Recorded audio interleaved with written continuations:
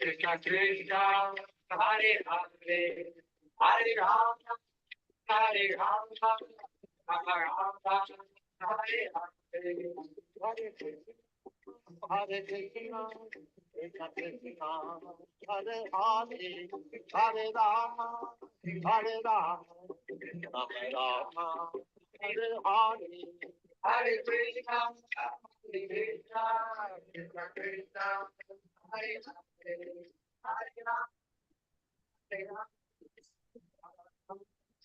Hare Hare, Hare Krishna, Hare Krishna, Krishna Krishna, Hare Hare, Hare Rama, Hare Rama, Rama Rama, Hare Hare, Hare Krishna, Hare Krishna, Krishna Krishna, Hare Hare, Hare Rama, Hare Rama,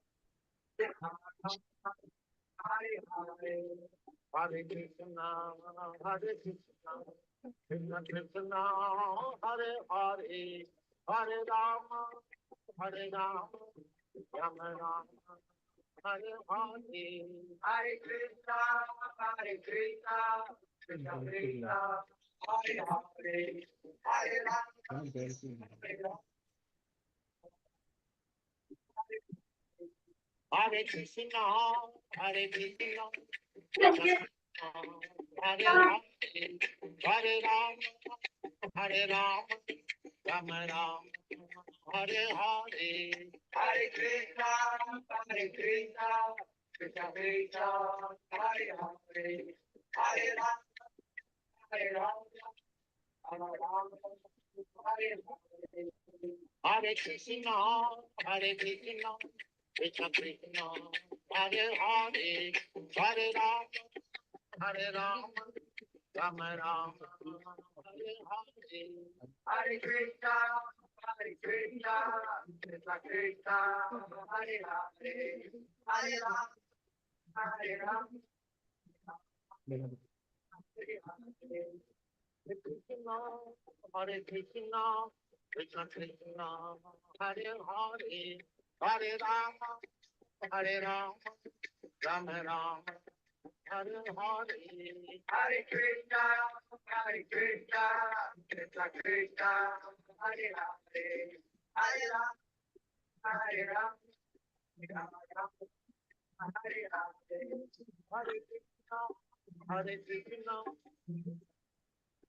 Hare Hare, Hare Rama, Hare Rama, Rama Rama, Hare Hare, Hare Krishna, Hare Krishna, Krishna Krishna, Hare Hare, Hare Rama, Hare Rama, Hare Krishna, Hare Krishna, Krishna Krishna, Hare Hare, Hare Rama, Hare Rama, Rama Rama, Hare Hare, Hare Krishna, Hare Krishna, Krishna Krishna, Hare Hare, Hare Rama, Hare Rama, Hare Hare, Hare Krishna, Hare Krishna, Krishna Krishna, Hare Hare, Hare Rama, Hare Rama, Rama Rama, Hare Hare, Hare Krishna, Hare Krishna, Krishna Krishna, Hare Hare, Hare Rama, Hare Rama, Hare Hare Krishna, Hare Krishna, Krishna Krishna, Hare Hare, Hare Rama, Hare Rama, Rama Rama, Hare Hare, Hare Krishna, Hare Krishna, Krishna, Hare Hare, Hare Rama, Hare Rama, Hare Krishna, Hare Krishna, Krishna Krishna, Hare Hare Rama, Hare Rama, Rama Rama, Hare Hare, Hare Krishna, Hare Krishna, Krishna Krishna, Hare Hare, Hare Rama,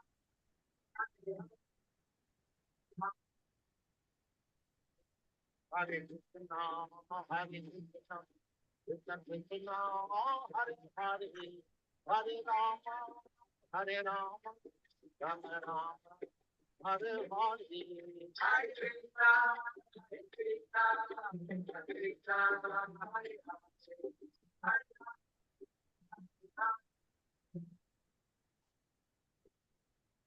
Hare Krishna, Hare Krishna, Hare Hare, Hare Rama, Hare Rama, Rama Rama, Hare Hare Krishna, Hare Krishna, Krishna Krishna, Hare Hare, Hare Rama, Hare Rama, Hare Krishna, Hare Krishna, Krishna Krishna, Hare Hare, Hare Rama, Hare Rama, Rama Rama, Hare Hare, Hare Krishna,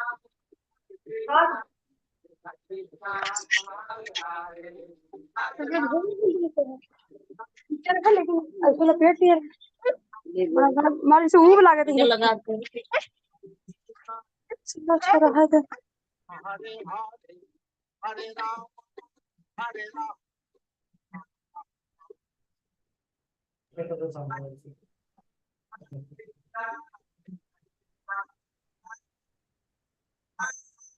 Hare Krishna So many something comments. Yes, okay.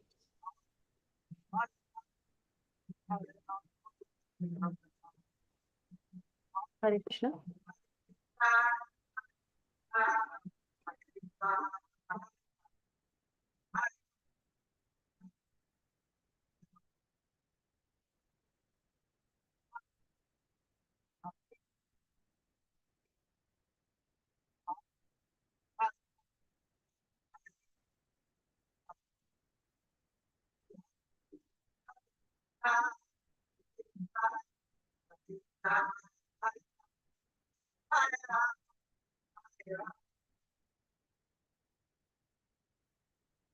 Hare Krishna, Hare Krishna, Krishna Krishna, Hare Hare, Hare Rama, Hare Rama,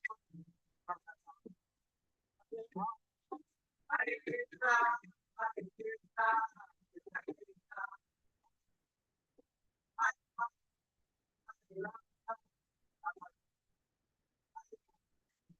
Hare Krishna,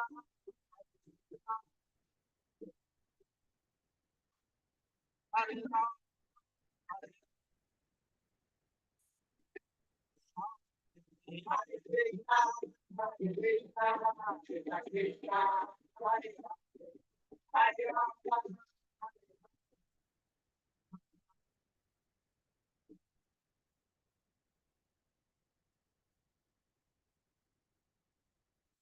this transcendental vibration by chanting of Hare Krishna, Hare Krishna, Krishna Krishna, Hare Hare, Hare Rama, Hare Rama, Rama Rama, Hare Hare, is the sublime method for reviving our Krishna consciousness. As living spiritual soul, we are all originally Krishna conscious entities, but due to our association with matter from time immemorial, our consciousness is now polluted by material atmosphere. In this polluted concept of life, we are all trying to exploit the resources of material nature, but actually we are becoming more and more entangled in our complexities. This illusion is called Maya, our hard struggle for existence, for winning over the stringent laws of material nature. This illusory struggle against material nature can at once be stopped by revival of our Krishna consciousness. Krishna consciousness is not an artificial imposition on the mind.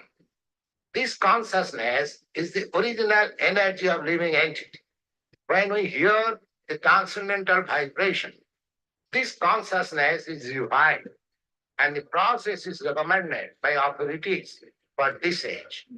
By practical experience also, we can perceive that by chanting this Maha Mantra or the great chanting for deliverance, one can at once feel transcendental ecstasy from the spiritual status.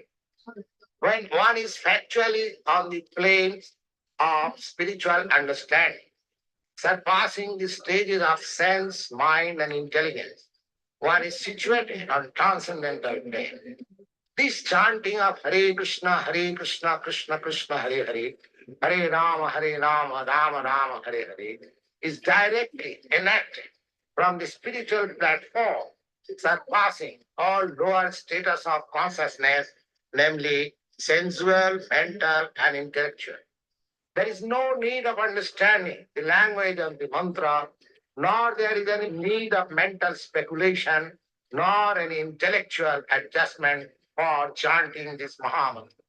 It springs automatically from the spiritual platform, and as such, anyone can take part in this transcendental sound vibration without any previous qualification and dance in ecstasy. We have seen it practically. Even a child can take part in the chanting, or even a dog can take part in it. The chanting should be heard from the lips of a pure devotee of the Lord, so that immediate effect can be achieved. As far as possible, chanting from the lips of non-devotee should be avoided as much as milk touched by the lips of a serpent.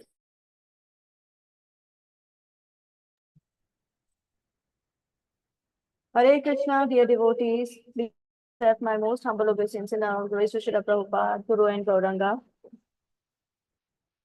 Am I audible clearly to all of you? Yes, Mataji. All right, thank you so much. May I please request all of you to kindly turn on your cameras, please?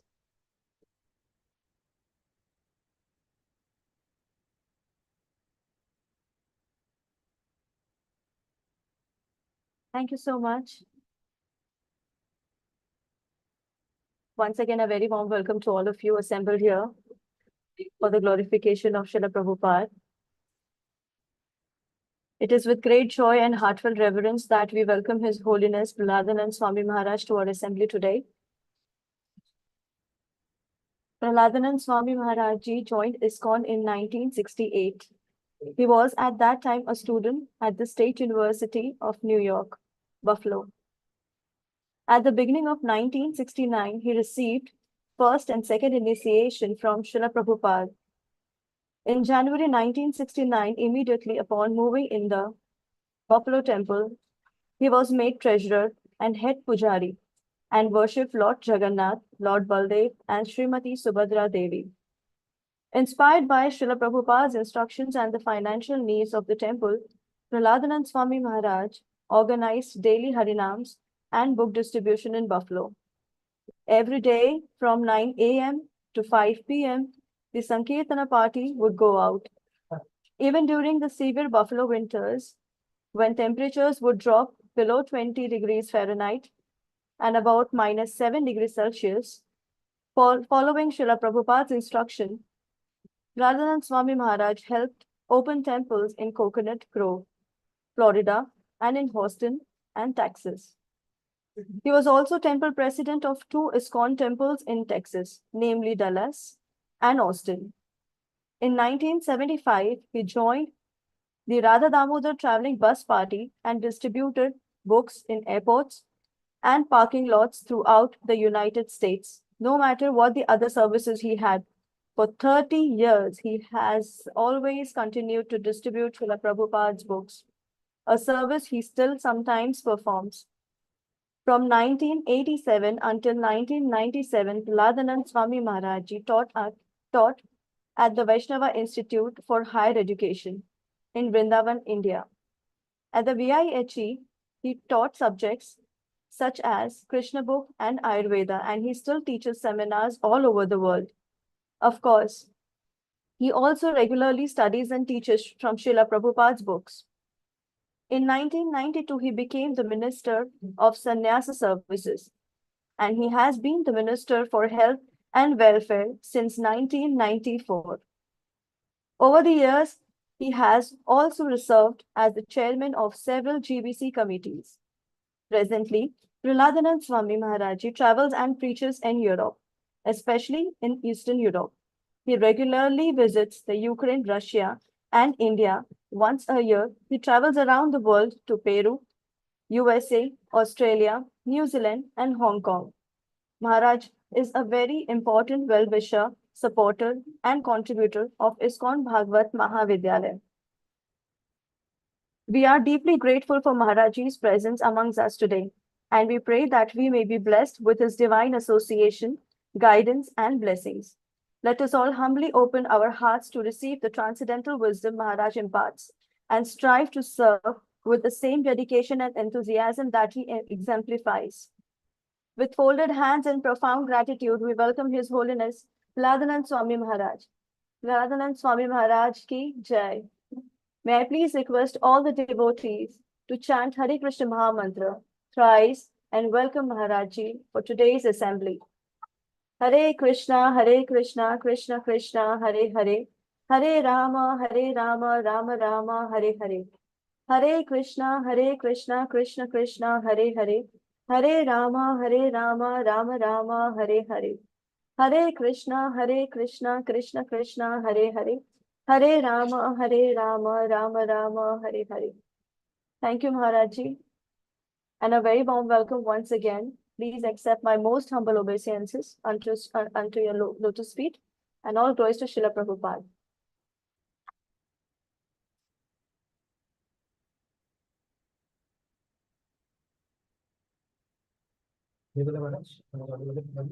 Maharajji, your voice is not audible. Let me just unmute all the participants today's.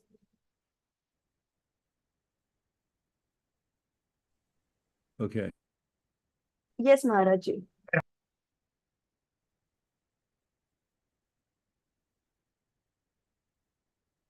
Do it again. Can you hear me now? Yes, Maharajji. Loud and clear. So let me just get into the view so I can see who I'm talking to. Standard. Oh, that didn't work.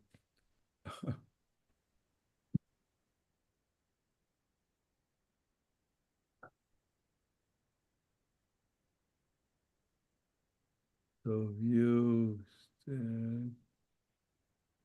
Now we can just take away the tribute to Srila Prabhupada. Can we? So I can see the whole. Maharaji, we see the what you're sharing. Can you just take that away so I can see everyone on screen?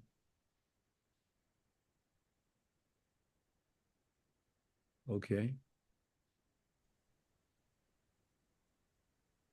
Do a different way. Okay, you got it. Mother, if you can take it down so Maharaj can see the full view. I can see it now. It's all right. Okay. Please accept my humble obeisances. All goes to Prabhupada Maharaj. Oh, thank you.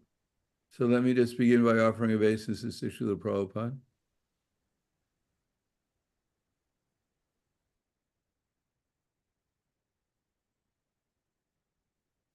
Nama Om Vishnu Padaya Krishna Prasthaya Bhutaya Srimate Bhaktivedanta Swami Namane Namaste Saraswati Deve Gauravani Pracharane Nirvishesha Srinivadi Paskadyade Siddharane.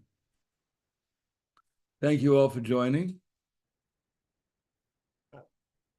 Today what I'm going to do is, since the topic of Srila Prabhupada is quite vast, I'm just going to try to explain, according to my understanding, what Srila Prabhupada's position in ISKCON is, and what the position of the rest of us are at the present moment,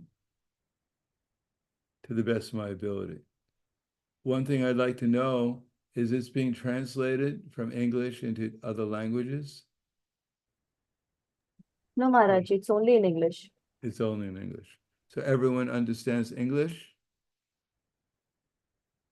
Because that will determine how fast I speak. If you understand English, please put a thumbs up or something. Okay. Good enough. From my observation, there are two important verses in the Chaitanya Charitamrita that we have to examine in order to understand Srila Prabhupada to the best of our ability. It is said in the Nectar of Instruction that to understand a Mahabhagavat is only possible by another Mahabhagavat. Still, those who join the Hare Krishna movement understand that Srila Prabhupada is the founder Acharya of ISKCON. Now, what founder Acharya means and what ISKCON means, what a pure devotee means, that is what we find out in the course of our advancement in devotional service.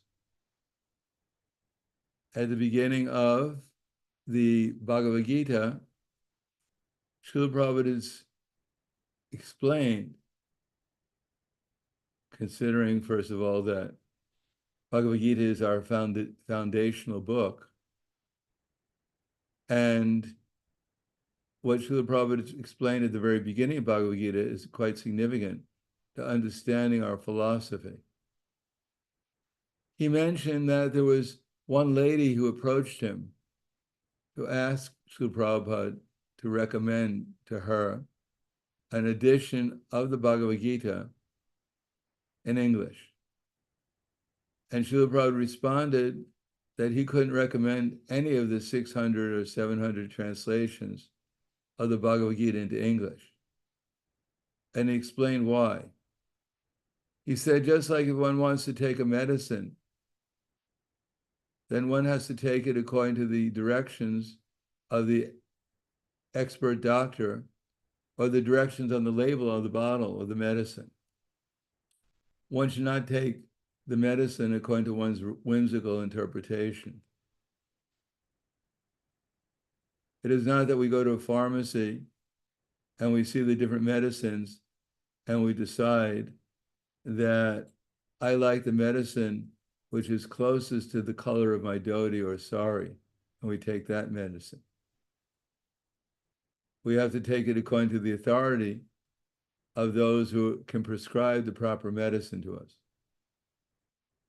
Similarly, Bhagavad Gita, the speaker is Lord Krishna, and he's giving us instructions. He gave instructions to Arjuna, and Arjuna is representing us, asking appropriate questions, and Krishna is giving his answers. Now, the essence of the Bhagavad Gita is that Krishna declares that he's the Supreme Personality of Godhead.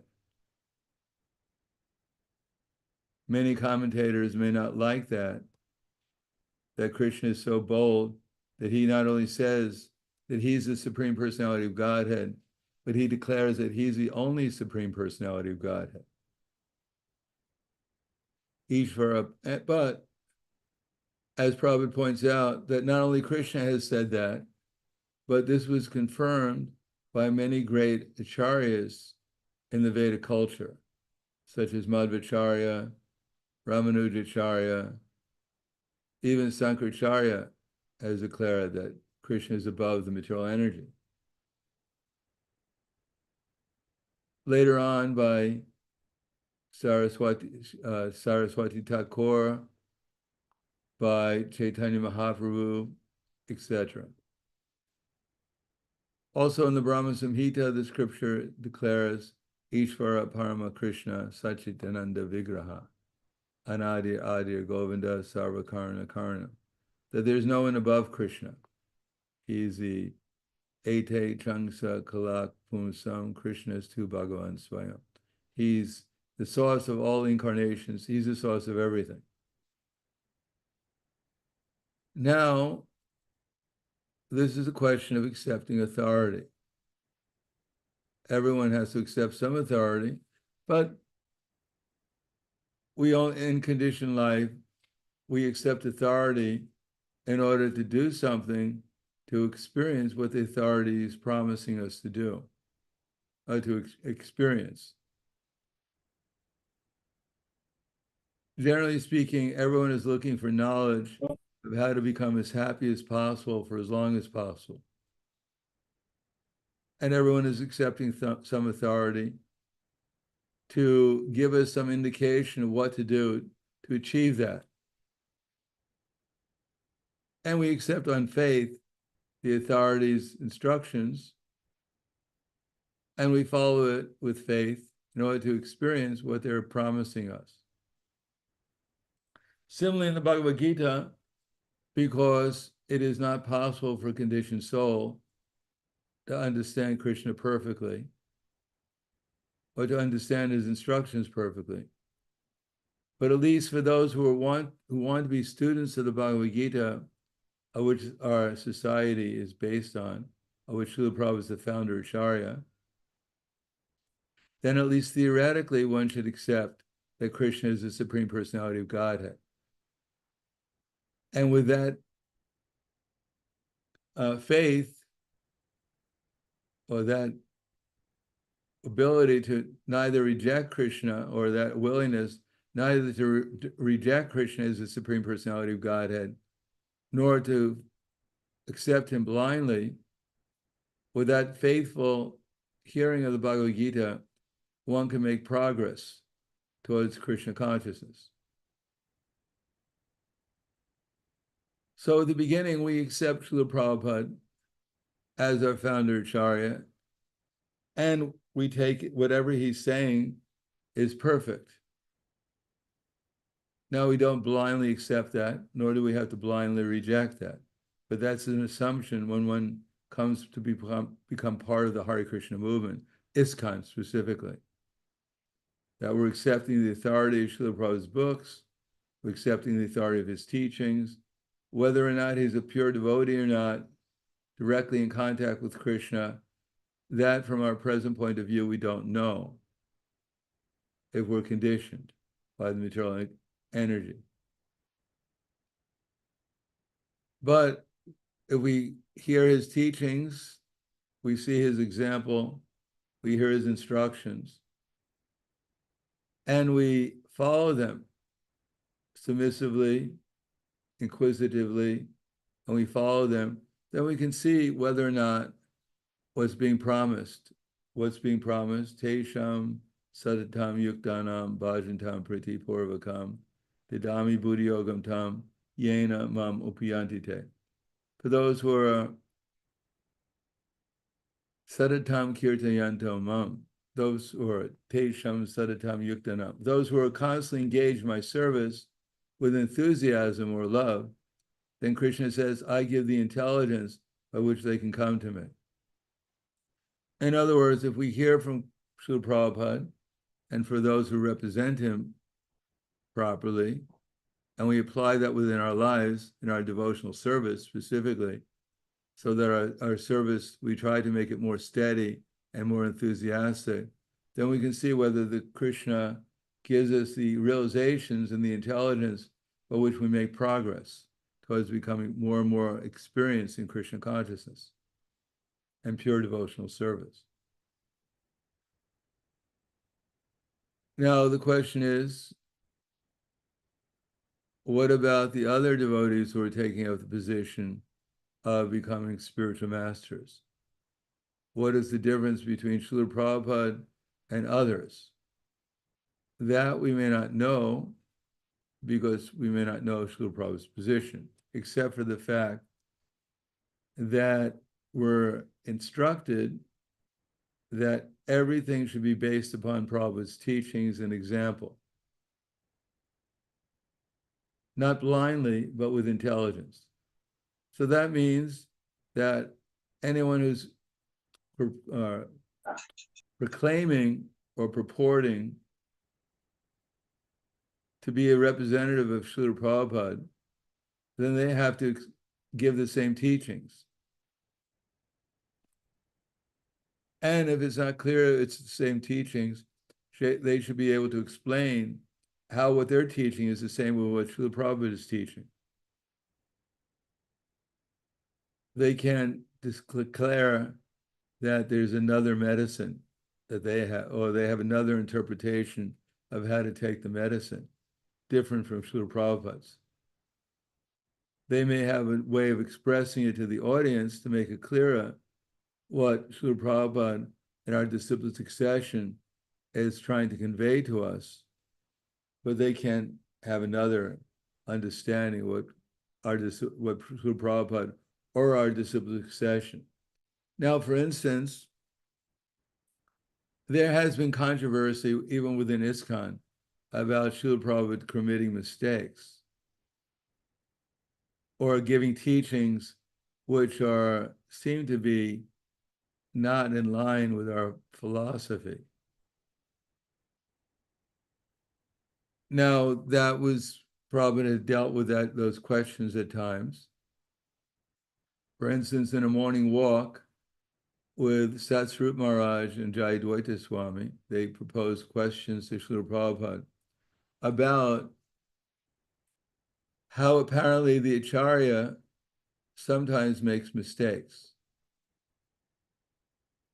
that he may misquote a verse, or he may fall asleep at times which are inappropriate, etc. But Prabhupada said actually the Acharya, his perfection, is not from the material point of view. His perfection should be seen from the spiritual point of view. How he is preaching Bhakti Shashana, how he's preaching the message of Lord Chaitanya Mahaprabhu. This is also what Lord Chaitanya Mahaprabhu has explained in the Chaitanya Charitamrita. So what that means is rather than trying to find where Prabhupada is wrong in what he said, we should try to understand why he was saying it. For example, Srila Prabhupada often would agree with people on subject matters that we may disagree, whether it be the position of women, the position of people of different races or creeds, people of historically which were not appreciated very much because of their activities.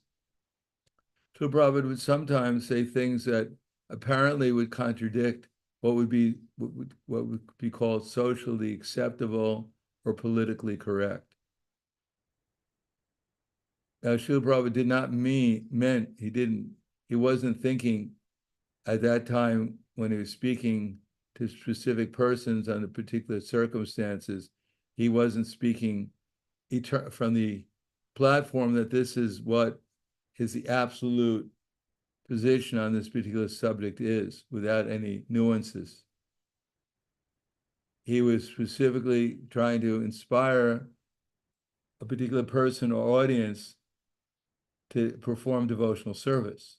And therefore for one reason, he would not try to agitate their minds by contradicting them on every single aspect of what they were presenting.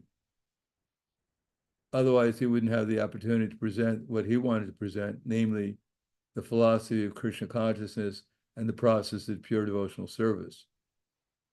So sometimes Srila Prabhupada would agree, at least on different aspects of what people were saying.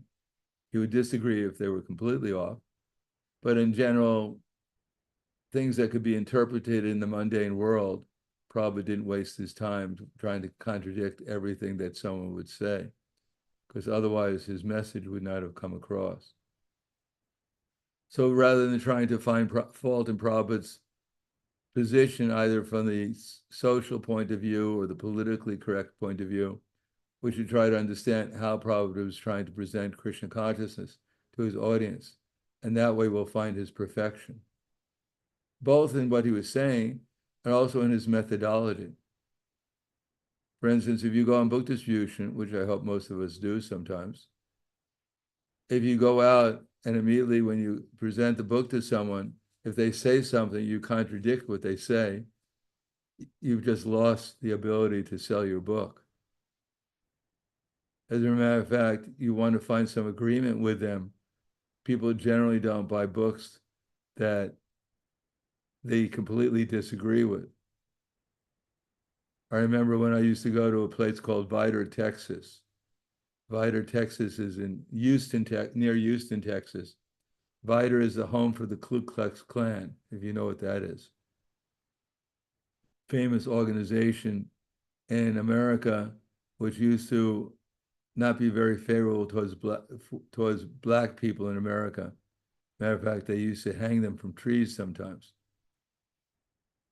So when I went to Vidor, Texas with our Sankirtan party, generally we didn't go in dhotis and tilak. Tilak sometimes, but not in dhotis, because we didn't want to be hung from trees. That would have ended our Sankirtan party quite early. Instead, we went there and we distributed more Bhagavad Gitas there than probably any other place in Texas. Srila Prabhupada's Bhagavad Gitas. One reason is that we didn't contradict everything that they were saying. They were quite simple people. We just kept our presentation quite simple. And if they were appreciated that we appreciated them, and they both bought the Bhagavad Gitas. I don't know how many of them read it because we went there a number of times, and we met friendly people there. They were quite friendly towards us, and we were friendly mainly because we were friendly towards them. Now, whether we should have gone there and try to preach to them about how they should change their attitude towards on the racial subjects, we probably wouldn't have gotten a very good reception there, and probably wouldn't have distributed many Bhagavad Gitas. So whether someone would say that our mission should have been to try and change their opinion on racial subject matters, but probably more or less than our Acharyas, I think they were more pleased by our distributing Bhagavad Gitas there. So in that way, there may be other subject matters that someone may disagree with Prabhupada's presentation, but we should understand as Bhakti Shastra that his primary business was to distribute Krishna consciousness, not to get into arguments with people over temporary subject matters in this world. The next thing is, what is Prabhupada's position and what is the position of those who are giving initiation now? So let me just start with let me just start with Chaitanya Charitamrita Adi Leela 145. I'm not going to read the Bengali because I'm not very good at that. I'll try to read the language that I'm better at, which is English. According to the deliberate translation, according to the deliberate opinion of all revealed scriptures, the spiritual master is non-different from Krishna. Lord Krishna, in the form of the spiritual master, delivers his devotees.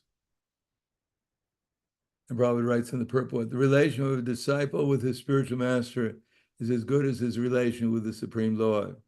Spiritual master always represents himself as the humblest servitor of the personality of Godhead. The disciple must look upon him as the manifested representative of Godhead. So again, if one wants to be part of ISKCON, then it's not that one has to agree with everything that Prabhupada says. In the sense that when Prabhupada is talking according to time, place, and audience, one should at least understand what he's saying and why he's saying it.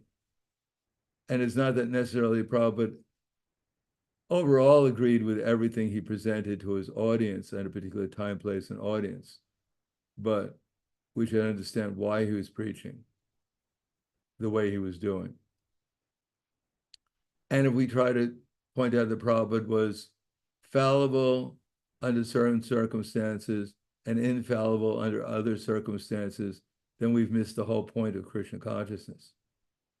One who's on the absolute platform, whatever he's doing is infallible in the sense that whatever he does is to serve Krishna and his spiritual master, and he's doing so under the direct guidance of the super soul.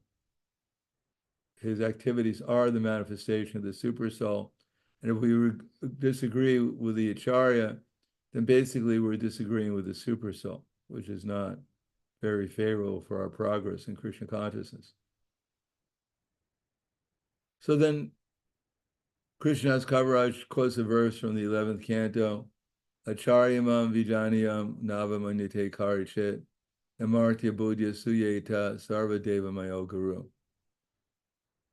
One should know the Acharya as myself and never disrespect him in any way.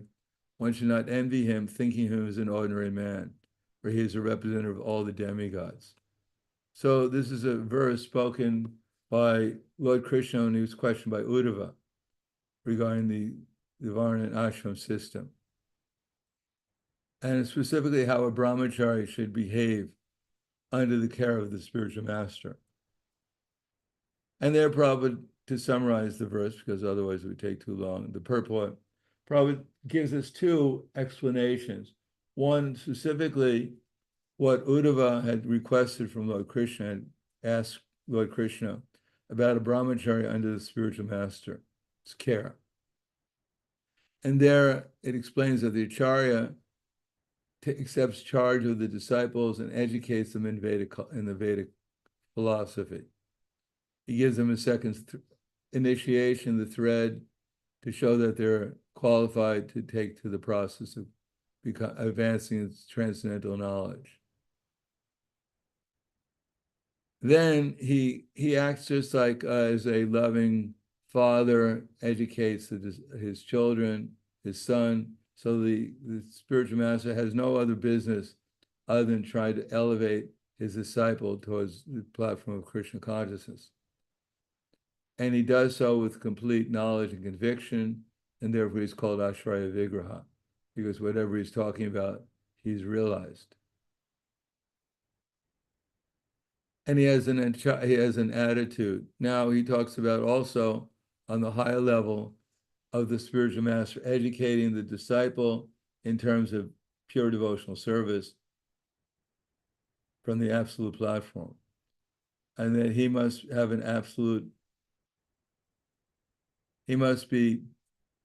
have an absolute service attitude, which means that ideally he should be qualified at least on the Nishta platform, that he has no other business than advancing in Krishna consciousness. And therefore his only business in relation with his disciples and his only business is to help others advance in Krishna consciousness. Now, such a person who's such a spiritual master is known as the Acharya Dev. And now, at the end of the purport, Prabhupada points out that such a spiritual master is seen by our acharyas in a very elevated way. And here Prabhupada writes, the real Vedic philosophy is the Chintya Bheda Veda Tattva, which establishes everything to be simultaneously one with and different from the personality of Godhead. Srila Raghunath Das Goswami confirms that this is the real position of a bona fide spiritual master, and says that one should always think of the spiritual master in terms of his intimate relation with Mukunda, Shri Krishna.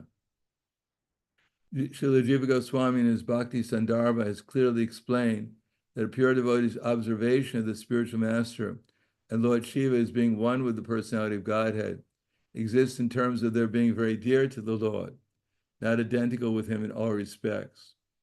Following the footsteps of Srila Raghunath Das Goswami, Srila Jiva Goswami, later acharyas like Srila Vishwanath Chakravarti Thakur have confirmed the same truths. In his prayers to the spiritual master, Srila Vishwanath Chakravarti Thakur confirms that all the revealed scriptures accept the spiritual master to be identical with the personality of Godhead, because he is very dear and confidential servant to the Lord. Gaudiya Vaishnavas therefore worship Srila Gurudev, the spiritual master, in the light of his being the servitor of the personality of Godhead. In all the ancient literatures of devotional service and the more recent songs of Srila Narottam Das Thakur, Srila Bhaktivinoda Thakur, and other unalloyed Vaishnavas, and the spiritual master is always considered either one of the confidential associates of Srimati Radharani or a manifested representative of Srila Nityananda Prabhu. Now, this is undoubtedly a very high position, an absolute position. That means everything that Srila Prabhupada was doing, especially when he was preaching, or even before that, but anyhow, let's accept when he took up the service of his spiritual master, everything he was doing was either as a representative of Srila Nityananda Goswami Thakur or a personal associate of Srimati Radharani. Sometimes, I mean, I had association with Srila Prabhupada in dozens of different circumstances in different places, and for some period of time I spent with him. And therefore devotees often ask me, can you tell me something about Prabhupada's pastimes? Which is a legitimate question. But I don't always do that. Because as far as I was concerned, everything Prabhupada was doing was a pastime. There may be some things that were special for me, but they may not be so special for others. They may not understand the background.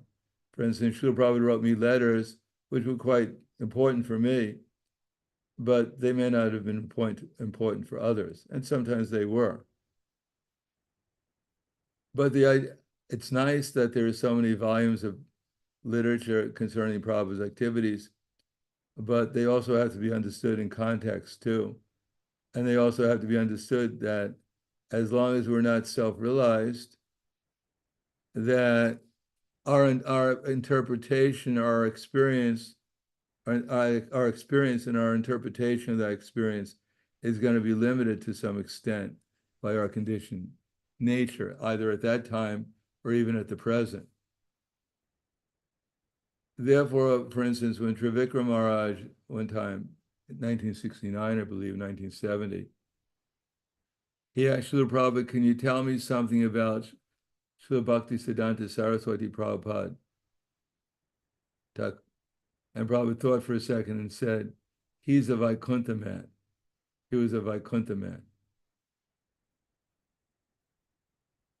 The only time I ever heard Prabhupada talk extensively about Srila Bhakti Siddhanta Saraswati Thakur, I couldn't even find the lecture concerning that. It was in Boston in 1969 at the opening. Prabhupada came to Boston then, and I was there with devotees from Buffalo. And it was the opening of the ISKCON Press. They were showing ISKCON Press to Srila Prabhupada in the new temple they just got in Beacon Street. I believe it was Beacon Street, I don't remember. Anyhow, it was a 2-story building with Radha Krishna in the second floor and the ISKCON Press on the first floor. And Srila Prabhupada walked up the steps, I remember, to the second floor. And some devotees, including myself, were doing bhajan at that time. And the whole room turned into Vaikuntha. And Prabhupada talked about Srila Bhakti Siddhanta Saraswati Prabhupada. That was his disappearance day for the whole time. And for me, it was quite impactful. I never found that lecture. I guess maybe it was recorded, but I haven't seen it. But rarely Prabhupada talked extensively at pastimes about either the avatars or the acharyas. Generally, he gave us philosophy so we could understand their pastimes. Because unless we understand the name, their quality, their form, their associates, then pastimes will not be fully understood, at least. They'll be only understood from our point of view. So, please forgive me for not telling pastimes about Srila Prabhupada during this time, because I think it's more important to understand how we can actually enter into Prabhupada's pastimes, rather than just hear about them. So in the next verse, Prabhupada, Srila Krishna Kaviraj writes, Shiksha Guru Ke Tajani Krishna Sarup Antaryami Bhakta Shrestha Eduri Rup. One should know the instructing spiritual master to be the personality of Krishna. Lord Krishna manifests himself as the super soul and as the greatest devotee of the Lord. Purport. Srila Krishnadas Kaviraj Goswami states that the instructing spiritual master is a bona fide representative of Sri Krishna. Sri Krishna himself teaches us as the instructing spiritual master from within and without. From within, he teaches as Paramatma, our constant companion. And from without, he teaches from the Bhagavad Gita as the instructing spiritual master. There are two kinds of instructing spiritual masters. One is the liberated person fully absorbed in meditation and devotional service, and the other is he who invokes the disciple's spiritual consciousness by means of relevant instructions. Thus, the instructions in the science of devotion are differentiated in terms of the objective and subjective ways of understanding. The Acharya, in the true sense of the term, was authorized to deliver Krishna, enriches the disciple with full spiritual knowledge, and thus awakens him to the activities of devotional service. So here we have a definition of Acharya, that the Acharya, in the true sense of the term, who is authorized to deliver Krishna, enriches the disciple with full spiritual knowledge, and thus awakens him to the activities of devotional service. Now, if we take initiation from someone, it is not that we should see, well, we take initiation from someone with the idea that this is a direct representative of Krishna. Otherwise, the initiation will have no real value. Unless we're convinced that the spiritual master is in the line of disciplic succession and is as good as Krishna in his teachings, then the initiation is really meaningless. Because at the time of the initiation, we're supposed to give up our false ego and accept ourselves as a servant to the servant to the servant of Krishna. Which means that we're accepting that those who are representing Krishna, giving us initiation, they also have the same lack, their false ego, that they're the servant to the servant to the servant of Krishna. And whatever they tell us will help us advance in devotional service if we submissively hear them, understand what they say, and follow their instructions. Now, whether they're Uttamadhikaris or some other level, we should not take initiation unless we're convinced that whatever platform they're on, they're as good as Krishna, and I'm going to follow their instructions. Does that mean that every time someone gives initiation, that means it's as good as Krishna? No, for the disciple, they accept them as good as Krishna and will follow their instructions. Others are not obligated to see one's own spiritual master to be as good as Krishna. And especially the God brothers, the one spiritual master, are certainly not obligated to do that because they accept the superior guru of both of them as to be as good as Krishna. And therefore they don't listen to the teachings of their God brother as necessarily as absolute. They may or they may not, but they judge the teachings of their God brother according to the teachings of their mutual guru and according to the teachings of Krishna. Now, keeping that in mind, we can have a society, or keeping that in mind, Srila Prabhupada appointed a GVC not as an absolute authority, but as a authority by which everyone could, which they could decide and understand Srila Prabhupada's teachings and give direction how to put them into practice so that everyone within the society can cooperate under that vision and mission and purpose.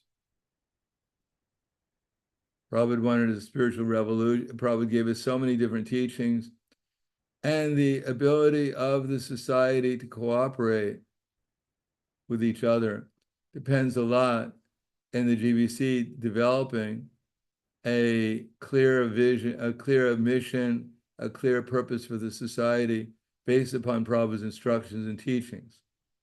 For instance, Prabhupada wanted a cultural revolution to convince everyone that Krishna is the Supreme Personality of Godhead. cultural revolution by art and music and dance and theater, spearheaded by the distribution of transcendental knowledge, especially in the form of books. Prabhupada also established gurukuls and farm projects. He established the mission and purpose of our society. And really, it's up to the GBC to convey, to understand that mission and purpose and convey it to the society's members in general with a vision how to accomplish it so that everyone within the society can cooperate, whatever one's position is, but especially those who are giving vision, mission, and purpose to their disciples, that if there's one unified vision, the one unified mission and purpose and vision for everyone in the society, when the GBC has such a clear purpose, vision, mission, and vision based upon the teachings of Srila Prabhupada, then it's much more likely that the whole society will be united and will be in harmony. Now, in the absence of perfection of the GBC, one's spiritual master may be giving their vision, their purpose, and their mission, their vision, and that's also all right, because if the disciples follow it, they'll also make spiritual progress. But we won't be as effective as when there's a complete cooperation and that everyone's sharing the same purpose, mission, and vision of what we're trying to accomplish. Now, it's if there's a super soul in everyone's heart, which there is, according to our philosophy, then there is perfection in terms of what is appropriate for all of us internationally in the Hare Krishna movement, according to time, place, and circumstance, can be conveyed. But there is a clear, simple, well, not so simple, there is a clear purpose, there is a clear mission. Purpose is what is the Hare Krishna movement here for? What are we supposed to be doing? And the mission is how are we supposed to accomplish it? And what we're supposed to accomplish at different times. And the vision is what we're going to accomplish according to some timeline, what we're expecting to accomplish. So the more we advance in Krishna consciousness, the more our leaders advance in Krishna consciousness, the more clear our Krishna conscious purpose, mission, and vision becomes, then the more our society should unite and cooperate to serve it.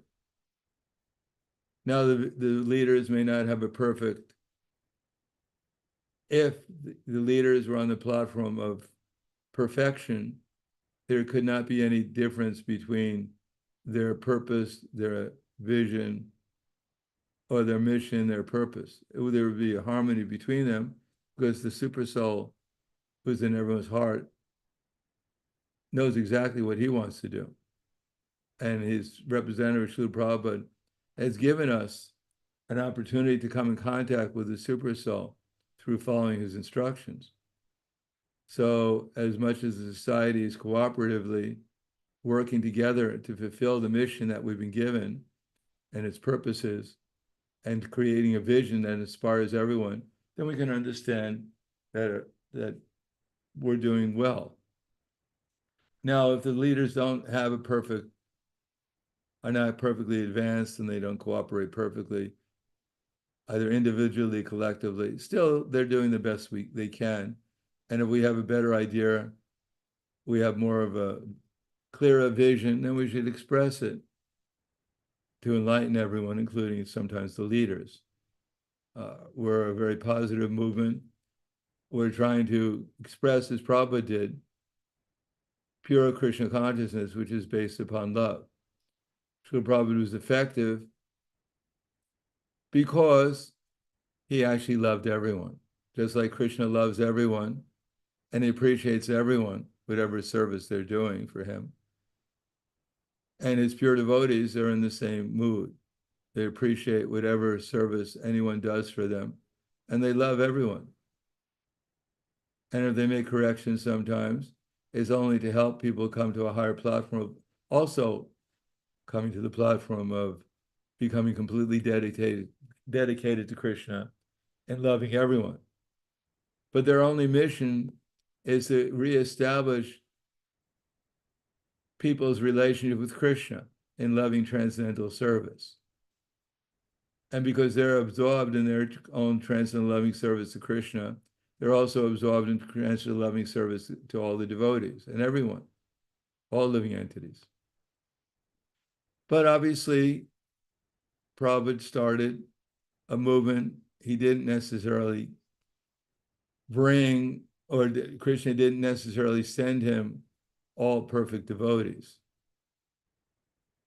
As Tamal Krishna Maharaj once told me, that Srila Prabhupada told him, unfortunately, Krishna didn't send me first-class devotees, any first-class devotees. So we can expect that in our lives, in our society, there is going to be ups and downs. They're not outside of Krishna's control. They're not outside of Srila Prabhupada's mission. This is a school for becoming Krishna conscious, and part of it, we have to learn humility. We have to learn respect for authorities. Not blindly we follow them, but we have to take shelter of Prabhupada's teachings to find out which ones we should be following. There's no excuse for someone to be a blind follower, even of one's own spiritual master.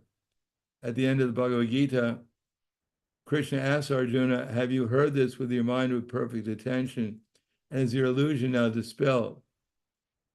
Or then he says, I've told to you this knowledge. He spent some time with Arjuna talking to this knowledge. Now yatechasi tata guru. Now do what you want. Then he asks Arjuna, have you understood what I've told you? And Prabhupada writes he was prepared to re-explain everything to Arjuna. So we're not expected, as Prabhupada writes in the Bhagavad Gita, blind following and absurdity inquiries to condemn. One should not only hear submissively, but one should get a clear understanding through submission, service, and inquiries. So we don't accept anything blindly, but we don't reject anything blindly either. We accept Prabhupada as a perfect representative of Krishna. Otherwise, we don't, then why be in this movement? Find someone else you think is a perfect representative of Krishna. That's allowed also. It's free will. It's voluntary movement. And if we accept Prabhupada as a perfect representative of Krishna, and we take shelter of those who are representing Prabhupada either by the GBC or by the initiating guru, then we should try to understand through Prabhupada's teachings how they're representing him. And if they're not, then we don't necessarily blindly reject them, but we don't blindly follow their teachings that we think are wrong. We should try to clarify it. And if it's clear that they're wrong, we don't follow them. But that doesn't mean everything else they're telling us we reject. Similarly, if one finds out in the course of one's advancement, one thinks that my spiritual master is not on the Mahabhagavata platform, that doesn't mean we reject him. Just like, for instance, a girl may want to get married to a nice boy, and therefore she acts as a faithful servant of her parents. She prays to Lord Shiva, faithfully asking him to send her a good husband. But if she doesn't get a good husband, the perfect husband that she wanted, still she doesn't reject him. She remains a faithful servant of her husband. Similarly, we take initiation from the spiritual master with the faith that he's a perfect representative of Krishna. If later on we find out he's not as perfect as we imagined him to be, we don't reject him. But we act as a faithful servant. And if there's some questions, then we may inquire from Guru, Sadhu, and Shastra to clarify them so we know exactly what to do in relationship to the spiritual master, in relationship to the society, in relationship to everything. And when everything is clear, then we can act with determination. Only if it's clear that the spiritual master is not bringing us to Krishna, only if they make major mistakes can we actually even consider it not being their faithful servant, or we call that rejecting them. So therefore, these intricacies of who Srila Prabhupada is, who our present gurus are, who the GBC is, it's all clarified in Srila Prabhupada's books. And it's up to us to get clarity of our purpose. As Srila Prabhupada once wrote to me, he said a number of things in his letter. He said one time, he said, please go around the world and preach Krishna consciousness, but make the aim of your life to go back to Godhead without any further delay. And another time Prabhupada wrote to me, he said, that I heard in Buffalo in just 2 weeks, you distributed back to Godhead. I heard that in New York, and we just had a Rath Yatra, and 10,000 boys and girls were dancing and chanting in full ecstasy. The boys and girls in your country are generally good souls. That's why they've taken birth in such a nice country. That I've heard in New York that in 2 weeks, they've distributed 5,000 back to Godheads. And then in Buffalo, you're also distributing back to Godhead very nicely. So please continue in this way, and your success in Krishna consciousness is guaranteed. That as Krishna sees that you're working seriously to bring his other children back to the spiritual kingdom, then he'll bestow all his blessings upon you. That Krishna is never ungrateful to our efforts for our efforts to serve him, rest assured. So I personally have the experience that sometimes my leader has told me things that clearly within my own mind, I thought I didn't want to do. I thought their motivations weren't proper, whatever I was speculating on. But then I heard also a little voice within my heart that told me that I should serve them because they're my god brothers, they're representatives of Prabhupada. And if I serve them to please Srila Prabhupada, and I do what's pleasing to them, then I'll be rightly situated. Which I did. And I got the experience that Krishna bestowed more mercy upon me by doing that, by having that attitude, than anything else I could have done at that particular time. So this movement from an external point of view is not perfect, and we shouldn't blindly follow all the instructions we receive. But from the spiritual point of view, if we understand things properly, what we're supposed to do within this society, and we do it with the blessings of our acharyas and Srila Prabhupada, and with the blessings of the devotees, then we'll become perfect in Krishna consciousness. And then we'll be able to help others become perfect too.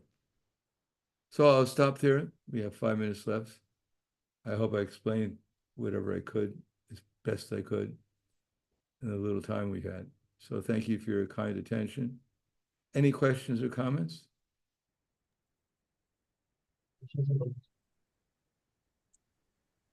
Hare Krishna Maharaj, there are many things very clear. I don't know if it is a format to actually inquire of my misunderstanding that one of your god brother very boldly says that he understands Prabhupada's mood and he's saying that Prabhupada should not intervene. As you mentioned that not disagreeing with Guru means you disagreeing with Super Soul, what I heard from your lecture today. So he thinks that Prabhupada should not have commented something about the lady. And boldly he said this in YouTube. So I was like a little confused and I got few calls from different devotees. How to understand Maharaj? How to understand? I mean, how to convince myself and then convince others? Well, I think we read Prabhupada's books. We read the Srimad Bhagavatam. To disagree with Prabhupada on subjects that our acharyas with Prabhupada agreed, was saying the same philosophy that our acharyas were saying, and that Krishna was also saying.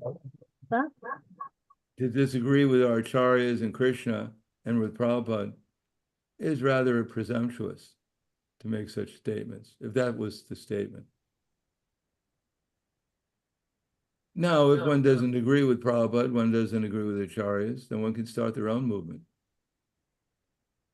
which, is basically speaking, that's what they're doing. If we think that Prabhupada was fallible, then we should explain, then we have to have some kind of, proof how the acharyas disagreed with him, how Prabhupada disagreed with him, how his spiritual master. But I won't mention that specific subject matter. Well, I will mention it. We'll have to explain why Urvasi was preaching to, I think it was Pururava. Pururava. Why she was Yeah. explaining things.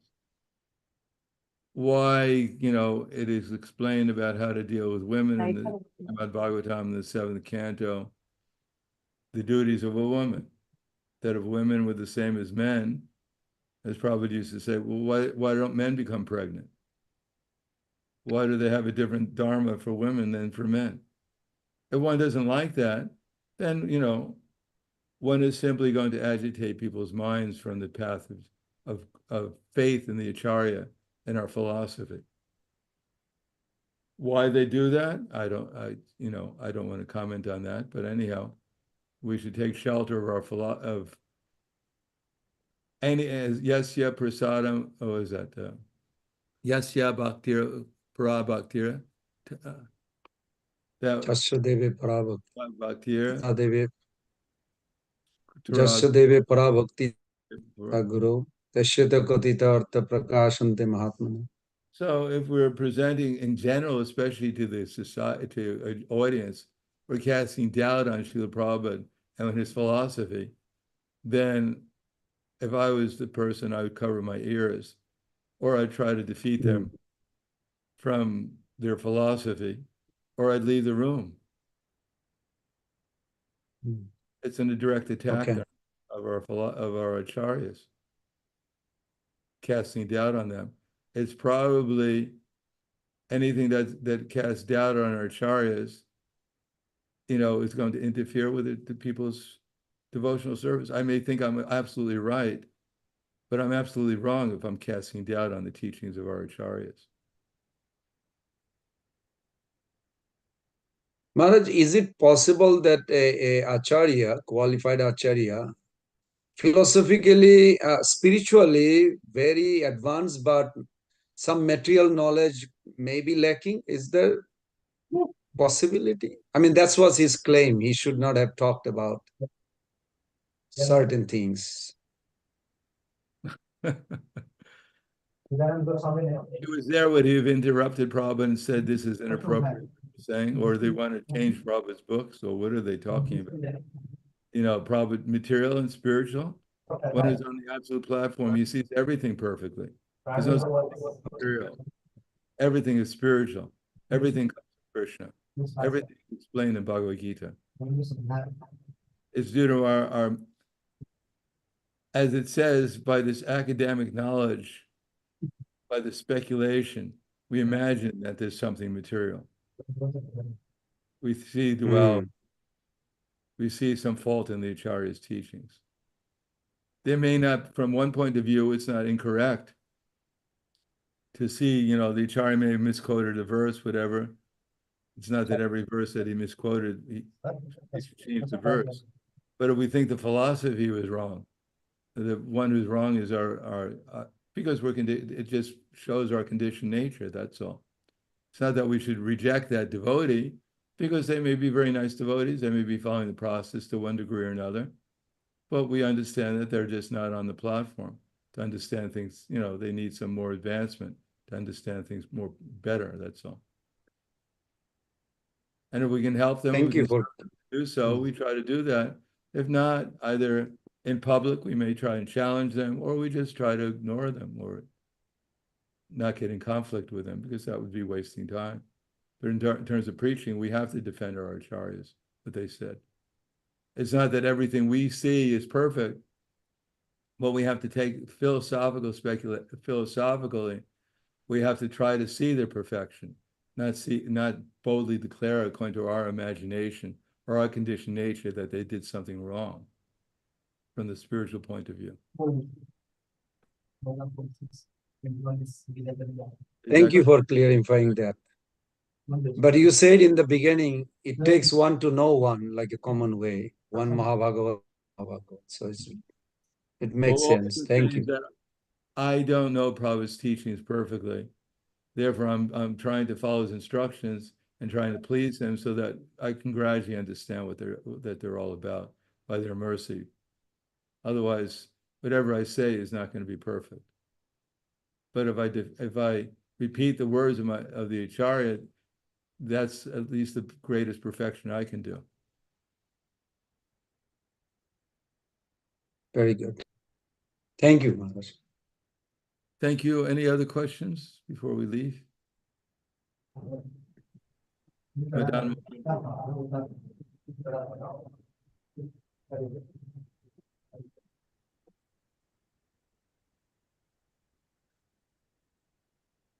I think you're muted. Come in. I can't hear you, Madam Mahendra. Can you hear me now, Maharaj? Yes. Uh-huh. Well, thank you for this very relevant presentation, especially relevant on the eve of Srila Prabhupada's appearance. Not exactly on the eve, but soon we'll celebrate Prabhupada's appearance.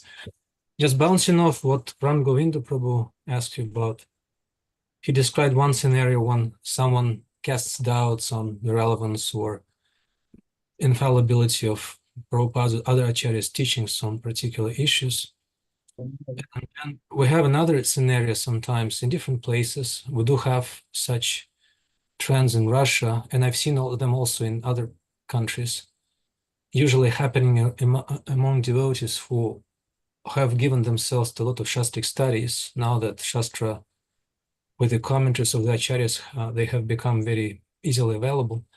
And they tend to pitch the acharyas against Srila Prabhupada, saying that, maybe not directly saying, but strongly implying that Srila Prabhupada gave us some substandard understanding of philosophy for different well-meaning reasons, like he didn't want to scare us away, or he didn't want us to be confused, or he wanted to kind of lure us into accepting the foundational principles of Krishna Bhakti, but actually, and then they say, yes, Prabhupada did say that, but actually, and then they quote a particular acharya or their understanding of acharyas of the past, saying what actually is in their minds.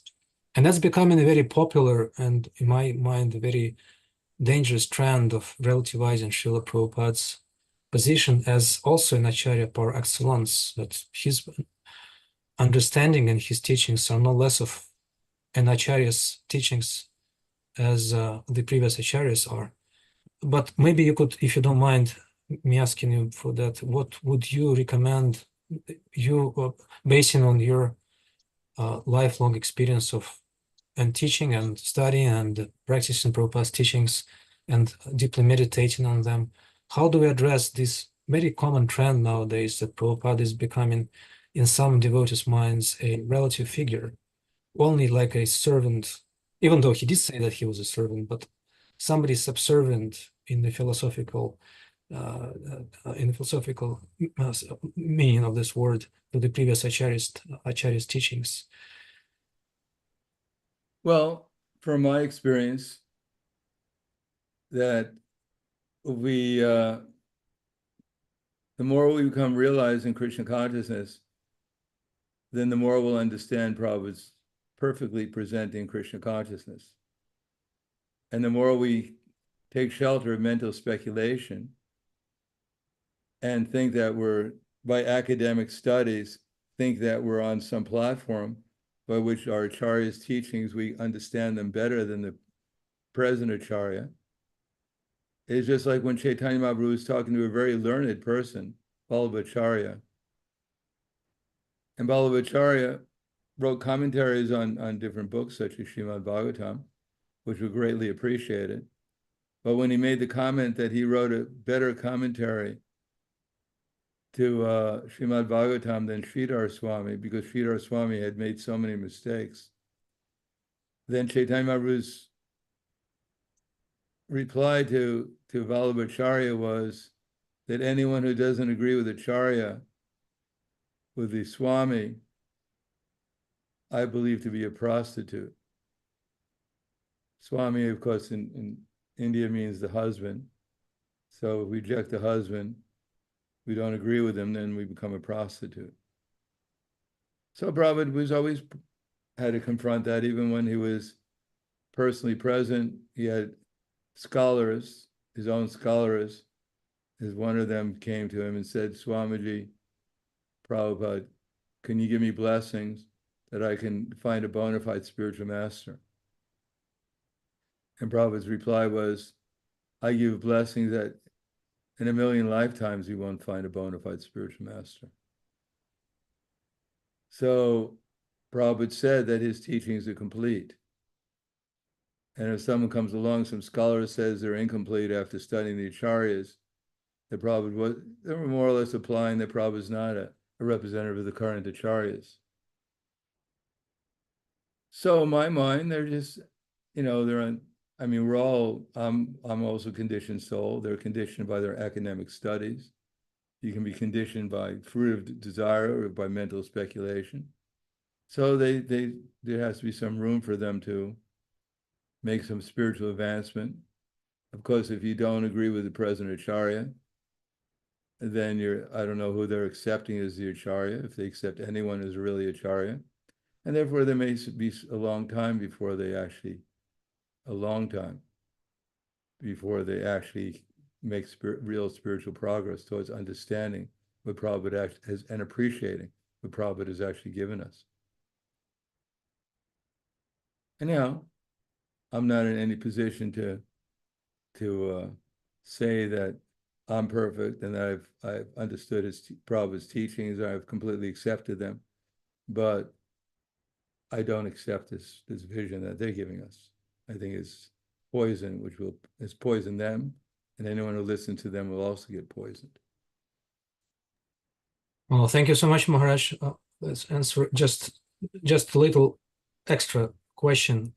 Is that now that we have that fortune of associating directly with Prabhupada's disciples, those who are trained by Prabhupada, for whom Srila Prabhupada is the unquestionable authority. But now that the new generations of devotees are coming in who didn't have that personal experience, and I don't want to in any way, of course, question anyone's loyalty, but those who did associate with Prabhupada personally or served him during his lifetime, they can attest to how strongly present that spirit of unquestionable loyalty was, because Prabhupada was the only one. And now that we're exposed to different other sources of spiritual knowledge, that sometimes undermines that loyalty. So what's the hope for the next generations after your generation moves on to rejoin Prabhupada in the spiritual world?